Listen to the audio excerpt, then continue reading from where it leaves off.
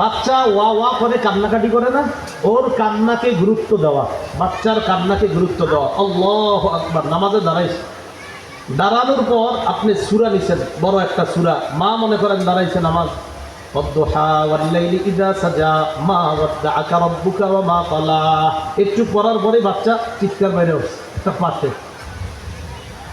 তো 3 আয়াত পরিমাণ পড়ার পর কথার কথা, ছোট 3 আয়াত বড় একটা আয়াত যদি পড়ে ফেলছেন, ইতিমধ্যে বাচ্চা কান্না করে, আপনি তাড়াতাড়ি রুকু করবেন, সিজদা করবেন। পরের রাকাতেও আর লম্বা কেরাত নেওয়া দরকার নাই, ছোট্ট কেরাত দিয়ে আপনি আপনার নামাজ শেষ করে বাচ্চাকে তাড়াতাড়ি কোলে নেন, তার কান্নাকে আপনি থামান।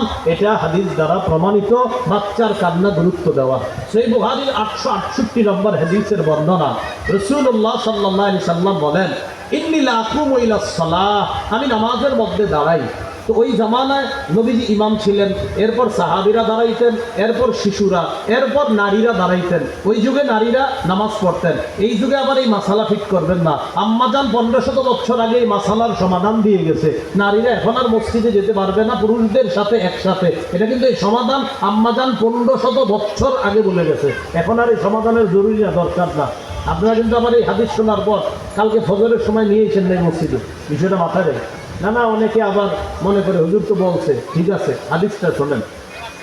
রাসূল সাল্লাল্লাহু আলাইহি সাল্লাম বলেন, ইন্নী লা আকুমু ইলাস সালাহ, আমি নামাজে দাঁড়াই, দাঁড়ানোর পর আনা উরিদু আন উতাওবিলা ফিহা, আমার মন চায় লম্বা কেরাত করি। নবীজি বলেন, ফাসমাউ বুকা আস-সাবিয়্যি, আমি নিয়ত করি লম্বা কেরাত করব, ইতিমধ্যে বাচ্চার কান্নার আওয়াজ শুনি। যেই মাত্র বাচ্চার কান্নার আওয়াজ শুনি, আতাজাওয়াজু ফি সালাতি কারাহিয়াতা আন আশুক্কা আলা উম্মিহি অথবা খাশিয়াতা আন আশুক্কা আলা উম্মিহি। নবীজি বলেন, আমি নামাজের মধ্যে দাঁড়াই, লম্বা কেরাত আমি নেই, আমার এই নিয়ত হয় যেই মাত্র আমি কোনো শিশুর কান্নার আওয়াজ শুনি, ওই মুহূর্তে আমি চিন্তা করি শিশুর কান্নায় মাও কষ্ট পাবে, শিশুটাও কষ্ট পাবে। ওই শিশুর কান্নার প্রতি লক্ষ্য রেখে তাদের দুই দলের যেন কষ্ট না হয়, কারণ বাচ্চা কাঁদলে এক বাচ্চার কষ্ট, মায়েরও কষ্ট, মা টেনশনে পড়ে যাবে, আহারে আমার বাচ্চাটা কেন জানি কান্না করে।